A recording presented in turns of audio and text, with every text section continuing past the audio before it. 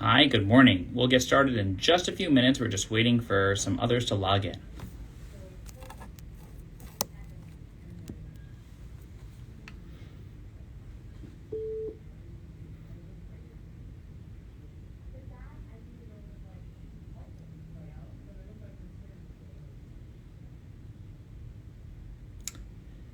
While we're waiting for everyone to get started, oh, perfect. A bunch of people are logging in right now. Just give me 1 second. Adding in my co-host, Darcie Black. Let's see.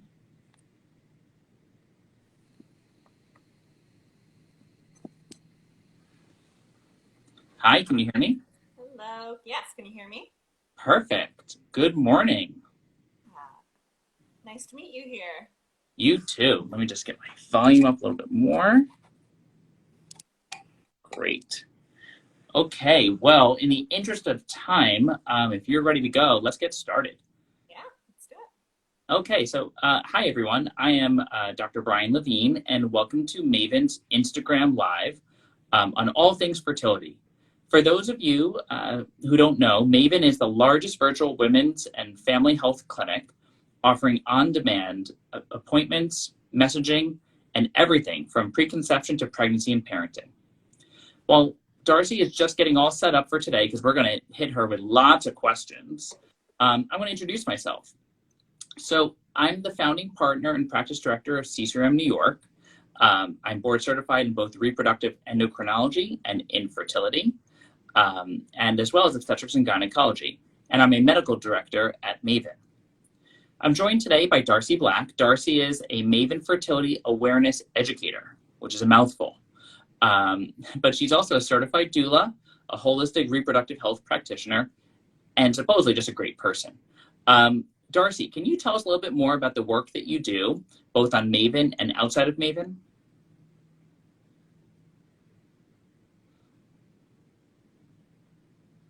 Uh-oh, I think we may have lost Darcie.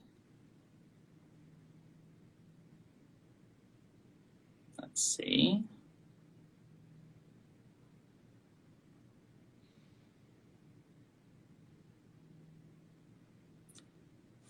I'm gonna try to add Darcie in one more time. I apologize.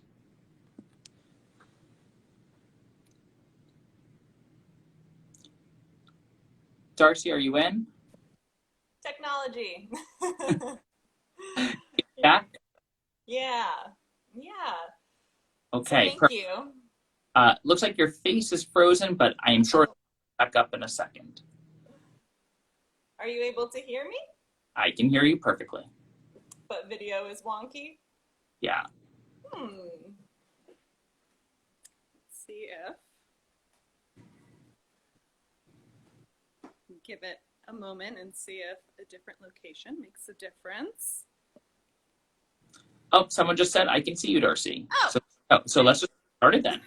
So I was telling everyone that you're one of Maven's fertility awareness educators, which is a mouthful, but you're also a doula and a holistic reproductive health practitioner, and supposedly just a great person. So why don't you tell us, just to kick this all off, why do people book appointments with you?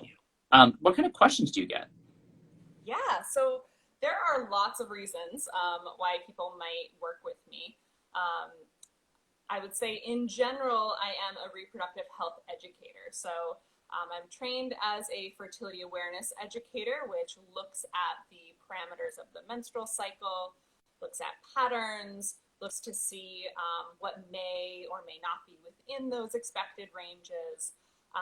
But people book appointments with me when they are thinking about possibly becoming pregnant in the near future. So maybe they're thinking about coming off of hormonal contraceptives. Maybe they've been off of hormonal contraceptives or never used them, and they're just trying to optimize when to time intercourse, how to know when you're fertile.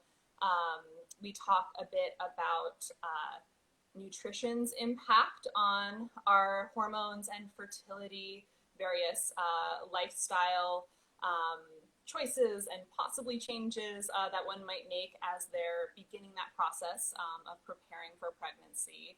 And then certainly, I mean, I know that many of us spend much of our reproductive lives trying to avoid conception. And so when we get to the place of wanting to conceive, it can sometimes be a bit surprising to find out that it generally can take a little bit of time and a few cycles before we become pregnant. So if someone has been trying to conceive for a few months, they might have a handful of questions. And so I'm one of the practitioners through Maven that you can ask those questions about your particular cycle, about optimizing conception in general, and also what's on the horizon. How do we know when we're going to shift into working with a reproductive endocrinologist, working with a fertility clinic? So I help people navigate those questions, offer options, and I'm kind of like a fertility doula. I'm also a doula, as you said, you know, in another version of my life. So I would say that fertility awareness is very much so like fertility doula work. And help me understand. So do people see you typically for one appointment? Do they see you during the cycle for multiple appointments? You know, what is your touch point with patients? It can look different for each person. So when someone just has questions about their options for conception, or I guess optimizing their conception, or their options around various types of reproductive technologies, we might meet just one time. We might talk about preserving fertility, we might talk about egg freezing, and that might be just one meeting. But when people are in the process of trying to conceive, and they want to get into the nitty gritty, really understand what's going on within my body, because what's happening on this app that I might be using doesn't seem to be correlating with what I'm seeing. That's when we would work together more regularly. So in the beginning, we might work together every couple of weeks. I teach someone how to track their cycle with a specific fertility awareness method. I use the Justice method, which is a symptothermal method. So tracking your presence or the characteristic of mucus that you might witness throughout your cycle, tracking your basal body temperature, to assess, again, different parameters of the cycle. And so when someone's working with me for charting and for fertility awareness, we'll meet frequently initially, so the first, like every couple of weeks for the first cycle or two, until they get confident in interpreting this information on their own.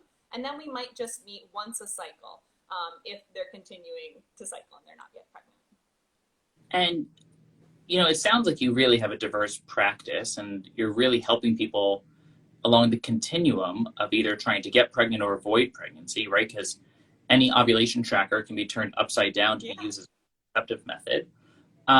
But why don't you tell us, how'd you get into this? Because I'm sure a lot of people who are listening right now were unaware that, you know, fertility awareness educators are a thing, let alone a profession.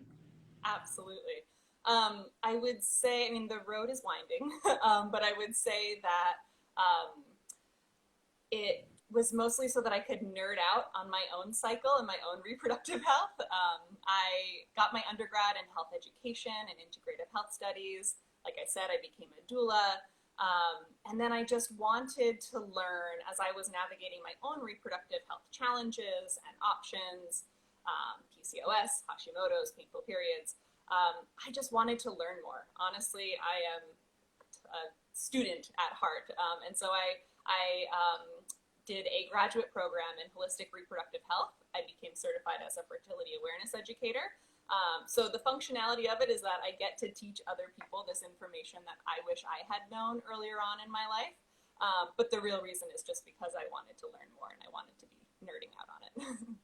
And, you know, let's dig deep on that for a second. So on the nerding out side, let's say someone goes from trying on their own to going to a fertility clinic. Does it mean they have to jump ship from you, or are there resources on the Maven platform with people like yourself where they can, you know, kind of have a synergistic outcome between their reproductive endocrinologist and working with someone like you? Yeah, absolutely. I would say that in general, one of the things that I love most about Maven is that the users can really create their own care team, their ideal care team that's not limited to who is available within their, you know, local region. And so even if and when someone is working with a fertility clinic in their region, they have the ability to get second opinions from, you know, reproductive endocrinologists. They have opportunities to work with fertility nurses, to work with nutritionists, to work with counselors, and then, fertility awareness educators like myself. And so, I think that a lot of the time, because of the way that, our medical system works, we don't often get a lot of time with our practitioners. And when it comes to fertility, there are so many questions that we often have that we carry along the way. And so one of the benefits of working with Maven is that you have an opportunity to meet with various types of practitioners and ask these questions. And questions that, sometimes we don't know we have questions until we're there, until afterwards. And so having the ability to follow up and to ask generalized questions about the fertility process, about our options, I think that is just such an incredible opportunity with Maven. And so, yeah, I work with people as they're shifting into a fertility clinic type of experience while they're there. And I've also, stayed in touch with plenty of members who have gone on to become pregnant. And so that's just such a really cool element of Maven.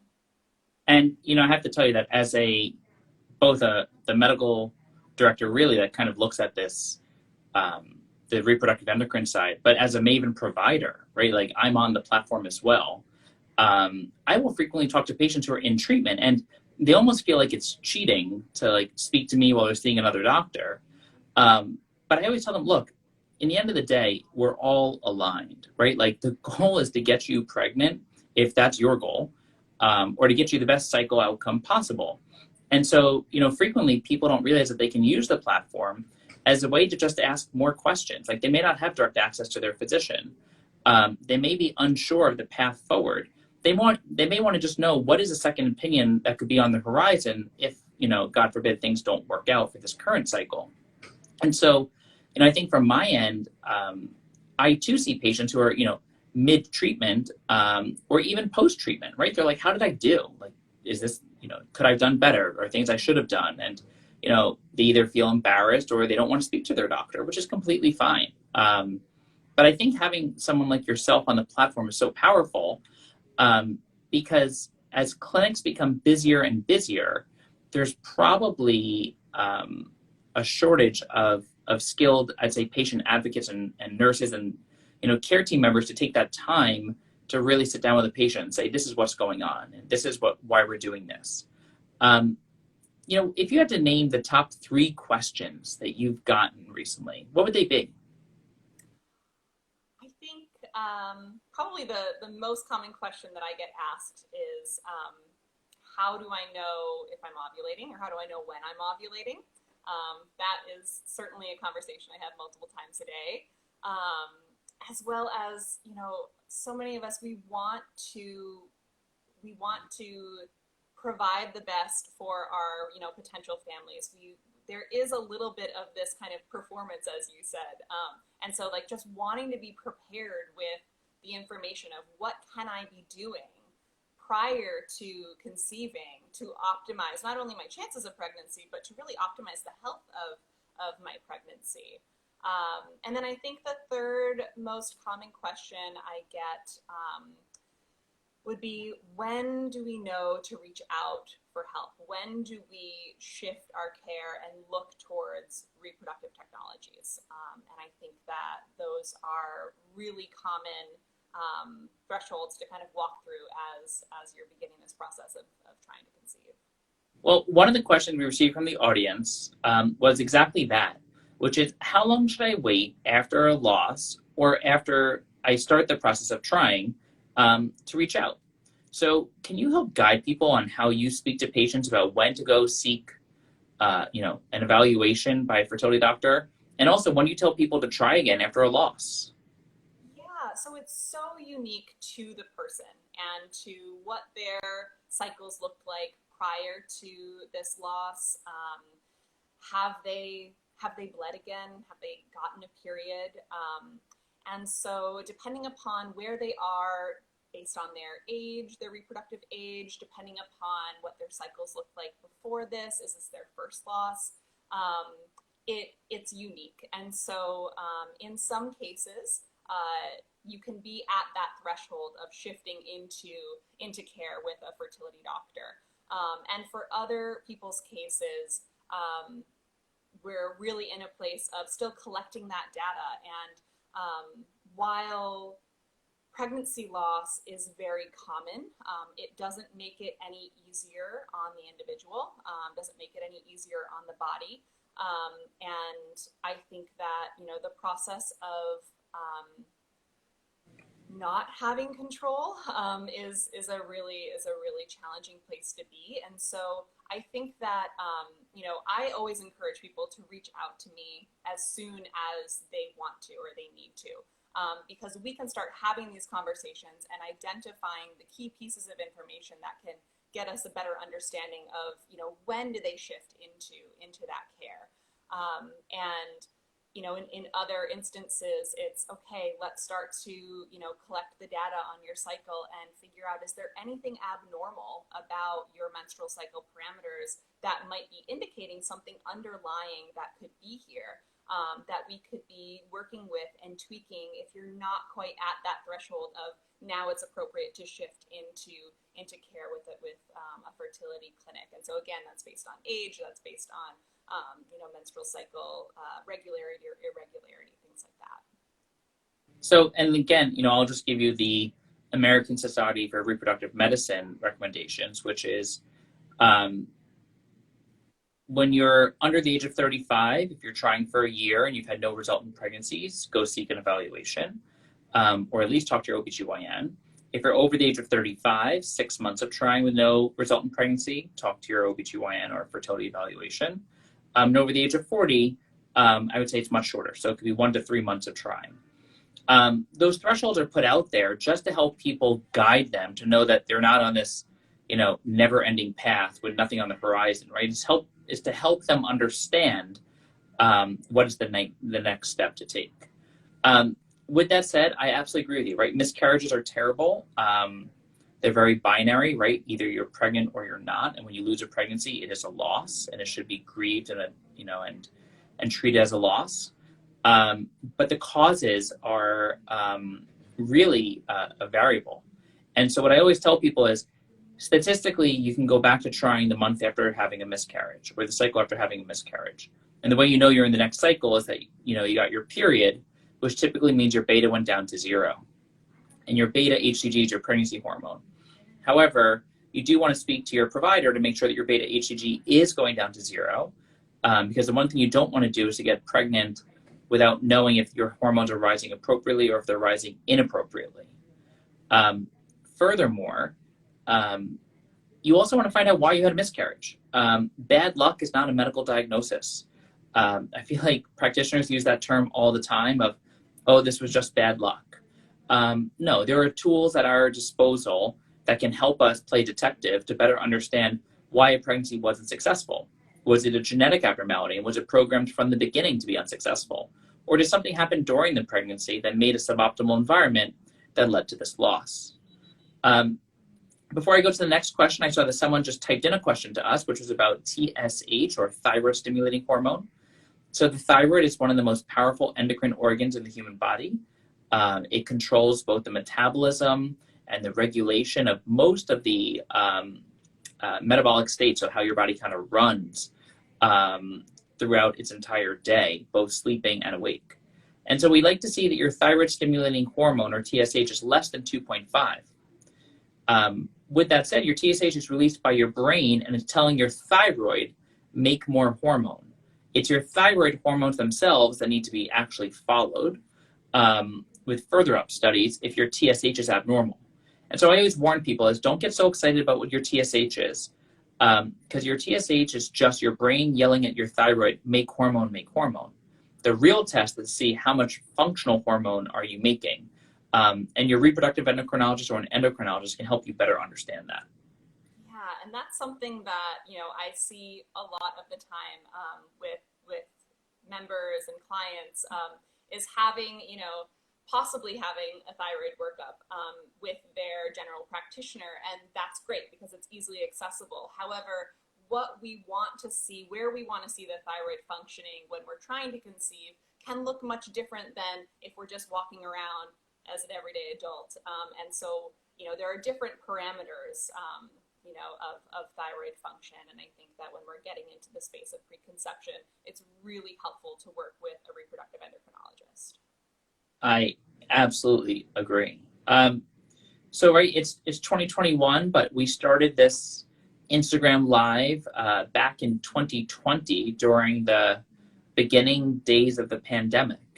And so, I don't think we can't not acknowledge the pandemic that we're going through right now, and the vaccines and the Delta variant that we're hearing about every day. One of the questions we received from the audience was, if my husband gets a breakthrough COVID infection, can we still try to conceive? So I assume the breakthrough means that he was vaccinated and then positive. In those who have been vaccinated, it is thought that you will have mild symptoms. The vaccine is hopefully keeping people out of hospitals and out of having severe complications of COVID-19. With that said, any condition that causes elevation of the core body temperature and any virus that your body has to fight off has the ability to impact semen parameters. And so there's a lot of research out there that men who became significantly ill with COVID-19 during the pandemic had alterations or lower sperm counts as a result of it. The good news is that all of the literature out there shows that the men recovered, right? We know that men make sperm every single day. However, the sperm that someone will ejaculate today was actually made 3 months ago. And so there is a lag of up to 3 months while people are recovering from COVID-19 infections. With regard to the vaccine, there's been no association in modifications or alterations of semen parameters or fertility for men. Of course, we're doing more research every day, and there are wonderful papers being written continuously about this with retrospective data, which means that people receive the vaccine and then they're being followed. And so that's the longitudinal side, or people who received the vaccine and had semen parameters done before and then after. And so people are looking back at people's data with regards to the vaccine. With that said, if you got the vaccine and you got very sick afterwards and it was transient, short-lived, you could see a blip or a slight modification with your semen parameters, but that should be quite temporary because it was not a prolonged fever or a prolonged illness. How are you counseling people about the vaccine? Right. So, I would say that, when it comes to illness versus vaccine, it can look much different. But also wanting to say that it's not just with, the coronavirus. It is any type of illness, whether acute or chronic, can impact our fertility, both male and female, again, depending upon the severity of it. When it comes to the vaccine, I am seeing, and every day I am looking at people's cycle parameters. I'm looking at their charts and the details of their, every single day fertility. And I have seen across the board different variations, everything from absolutely no obvious impact on the cycle to having delayed ovulation if the vaccine is administered in the follicular phase prior to ovulation. I've seen shortened luteal phases, both with the vaccine administered before ovulation and also during that luteal phase. But yeah, it can look different. I think that when I'm working with someone, we are always focusing on what's best for them, what's best for their unique case. And so we have to weigh, there are no easy decisions here. We have to weigh the risk and benefit to, for some people, they are willing to take off a cycle of trying to conceive or waiting to see what happens with their cycles over the next few months. For other people, time is really of the essence. And so timing their vaccine, they might try to strategically time it if possible based on where they are in their menstrual cycle. However, again, this is such an individual decision, but I would say that there is not any particular trend that I personally am seeing in these cycles. I've kind of seen it all across the board. Yeah, and again, I think you really hit the nail on the head, which is A, it's a personal decision, and B, everyone's going to have a different response or reaction to the vaccine. Of course, there are, in our country, 3 major manufacturers at this point. But most importantly is, I cannot restate again that all of the position statements and all of the research has demonstrated that there are no long-term effects on someone's fertility, their ability to get pregnant, or the ability to stay pregnant as a result of an mRNA vaccine. It's very interesting because I think, we get these questions from patients because they're hesitant, or they're just not feeling that their questions are being answered. And I think this is a good plug for what we do for Maven, right? We help patients get that extra bit of time with a practitioner to get both an educated answer and also to answer our questions. Frequently on Maven, I'll have patients say to me, I brought up the vaccine to my doctor and they handed me a piece of paper. And when I ask the patient what was on the piece of paper, it almost always says it's some sort of consent form. Sure, signing a consent form might help the doctor feel better about vaccinating, but you should ask the doctor, like, if I was your wife or your daughter, what would you do today? And those are the conversations that I think, we can afford to have with people because we have the luxury of time on this platform. I'm going to ask you one last question because we have 3 minutes to go. But I'm thinking about starting to try to conceive. When should I go off my birth control? And this person's using the NuvaRing. And help me understand how can I track my cycle? Yeah, so, I would say that, again, personal decision. And so if there is a particular time frame in which it would not be ideal to conceive prior to, that's a piece of the puzzle. If what their menstrual cycles look like prior to utilizing hormonal contraceptives, depending upon, a time frame, ages, things like that, all of this can influence. But I would say, on average, what we tend to see with different hormonal contraceptive methods, we generally see a return to fertility. And so this is not just a return of the period, but a return to those parameters within about 6 months.